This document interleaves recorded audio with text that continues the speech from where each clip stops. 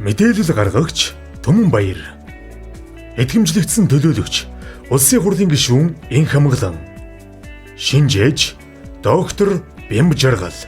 Маргаан нь Монгол Улсын батлан хамгаалах тухай хуулийн 12 дугаар зүйлийн 12-ийн 1-ийн 5 дахь заалт үндсэн хуулийн холбогдох заалтыг зөрчсөн эсэх маргааныг хянан шийдвэрлэх тухай. Маргаан өрнсөн буюу үндсэн хуулийг зөрчсөн заалт. Монгол Улсын батлан хамгаалах тухай хуулийн 12 дугаар зүйлийн 12-ийн 1 дахь хэсэгт Монгол Улсын ерөнхийлөгч нь зэвсэгт хүчний ерөнхий командлагчийн хувьд Монгол Улсын үндсэн хуульд заасан бүрэн эрхээс гадна дараах тодорхой бүрэн эрхийг хэрэгжүүлнэ гэд 12-ийн 1-ийн 5 дахь заалтанд дайн бүхий байдал, дайны байдал зарласан тохиолдолд Монгол Улсын зэвсэгт хүчний ерөнхий командлагчийн хэрэгжүүлэх бүрэн эрхийг хуулиар тогтоох гэж хуульчилсан нь үндсэн хуулийн 20 дугаар зүйл Монгол Улсын их хурл болон төрийн эрх барих дээд байгууллага мөн бөгөөд хууль тогтоох эрх мэдлийг гагцхүү Улсын хурлд хадгална гэж заасныг зөрчсөн эсэх тухай маргааныг хянан хэлэлцэв. Мэдээлэл гаргагч. Учир нь тус хуулийн 12 дугаар зүйл агуулгын хувьд Монгол Улсын ерөнхийлөгчийн тодорхой 6 бүрэн эрхийг тогтоосон. Гэвч уг 12 дугаар зүйлийн 12-ийн 1-ийн 5 дахь заалтанд заасан байгаа нь үгийн шууд утга болон логикийн хувьд Монгол Улсын ерөнхийлөгч хуулиар тогтоох буюу хууль тогтоох эрхтэй мэт ойлгогдож байна. Ерөнхийлөгчийн бүрэн эрхийг маш тодорхой буюу монгол хэлний үйлдэлнэрийн хээгээр төгсгөж заасан нь 12-ийн 1 дахь хэсэгт үндсэн хуульд заасан бүрэн эрхээс гадна дараах бүрэн эрхийг хэрэгжүүлнэ гэсэнтэй утга агуулгын хувьд шууд уялдаж байгаа боловч 12-ийн 1-ийн 5 дахь заалтанд мөн л монгол хэлний үйлдэлнэрийн хээгээр төгсгөж хуулиар тогтоох гэж заасан байгаа нь утга агуулгаараа Монгол Улсын ерөнхийлөгч өөрийнхөө бүрэн эрхийг өөрөө хуулиар тогтоохоор ойлгогдож байна. Иймээс уг хуулийн заалт нь энгийн шууд утгаараа ойлгогдохоор хэл зүйн найруулга байхгүй. Хууль зүйн техникийн хувьд алдаатай, хоёрдмол утгагүйгээр шууд ойлгогдохоор эрх зүйн хийдэл гаргах үндэслэлтэй байна. Иймд Монгол Улсын үндсэн хуулийн 20 дугаар зүйлийг зөрчсөн Монгол Улсын батлан хамгаалах тухай хуулийн 12 дугаар зүйлийн 12-ийн 1-ийн 5 дахь заалтыг хүчингүй болгож өгнө. Уг заалт нь дайн бүхий байдлын тухай болон дайны байдлын тухай хуулиудтай нэгт уялдаа холбоотой бөгөөд эдгээр хуультай давхцаж зөрчилдөөгүй. Уг бүрэн эрх нь үндсэн хуульд заасны дагуу Монгол Улсын их хурлд хэвээр хадгалагдах эрх зүйн зохицуулалтыг хөндөөгүй болно. Иймд үндсэн хуулийн 20 дугаар зүйлийг зөрчөөгүй болно. 2 дугаар асуултын хүрээнд 1. Эрх зүйн онолын болон үндсэн хуулийн эрх зүйн онолын ёсоор эрх шилжүүлэх боломжтой байдаг. Ийхүү эрхээ шилжүүлэх процедур нь гагцхүү хуульд заасны дараагаар хэрэгжиж хүчин төгөлдөр байх боломжтой. Эс бөгөөс хүчин төгөлдөр бус хууль ёсоор хүлээн зөвшөөрөгдөж чадахгүйд хүрэх юм. 2.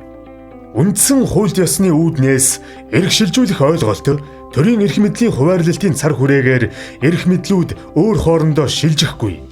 Гэвч онцгой тохиолдолд уг эрх тодорхой хязгаарлалтын хүрээнд шилжих нь төрийн эрх мэдэл хуваарлалтын сонгодог зарчмыг үл хөндөнө. 3. Манай тохиолдлын хувьд дайны болон дайн бүхий байдлын аль ч нөхцөлд ерөнхийлөгчд хууль тогтоох эрх мэдэл шилжих боломжтой мэт зохицуулсан буйг анхаарах хэрэгтэй бөгөөд эрх зүйн үр дагаврын хувьд дээр хоёр нөхцөл байдал ялгаатай байхаар одоо хүчин төгөлдөр үйлчилж буй хуульд тусгасан.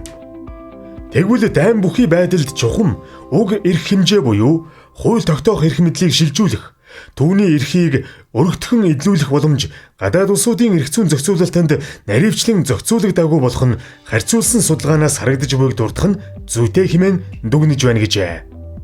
Шийдвэрийн үндэслэх хэсэг 1. Монгол Улсын их хурлаас 2016 оны 9-р сарын 1-ний өдөр баталсан Монгол Улсын батлан хамгаалах тухай хуулийн 12 дугаар зүйлийн 12-ийн 1 дахь хэсэгт Монгол Улсын ерөнхийлөгч нь зэвсэгт хүчний ерөнхий командлагчийн хувьд Монгол улсын үндсэн хуульд заасан бүрэн эрхээс гадна дараах тодорхой бүрэн эрхийг хэрэгжүүлнэ гэд 12-ийн 1-ийн 5 дахь заалтанд дайн бүхий байдал, дайны байдал зарласан тохиолдолд Монгол улсын зэвсэгт хүчний ерөнхий командлагчийн хэрэгжүүлэх бүрэн эрхийг хуулиар тогтоох гэж заасан байна.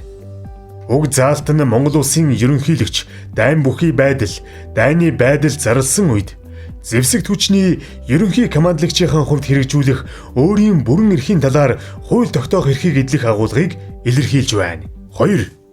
Монгол улсын батлан хамгаалах тухай хуулийн 12 дугаар зүйлийн 12-ийн 1-ийн 5 дахь заалт нь хэл зүйн хувьд хууль тогтоогчийн хүсэл зоригоос өөрөөр ойлгогдохоор хуульчлагдсан нь хууль тогтоох эрх мэдлийг гагцхүү улсын хурлд хадгална гэсэн үндсэн хуулийн 20 дугаар зүйлийг зөрчсөн гэж үзэхэд хүргэж байна.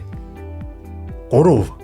Мөн улсын хурлаас 1998 оны 5 дугаар сарын 15-ны өдөр баталсан дайны байдлын тухай хуулийн 12 дугаар зүйлийн 12-ийн 2 дахь хэсэгт дайны байдлын үеийн онцгой нөхцөл байдлаас шалтгаалan Монгол улсын их хурл шаардлагатай гэж үзвэл зарим бүрэн эрхээ Монгол улсын ерөнхийлөгчөд шилжүүлж болно хэмээн хуульчилсан зэрэгтэй уялдуулан уг зохицуулалтыг хууль тогтоогчоос боловсронгүй болгох тодотхон хуульчлах боломжтой байгааг дурдах нь зүйтэй байна.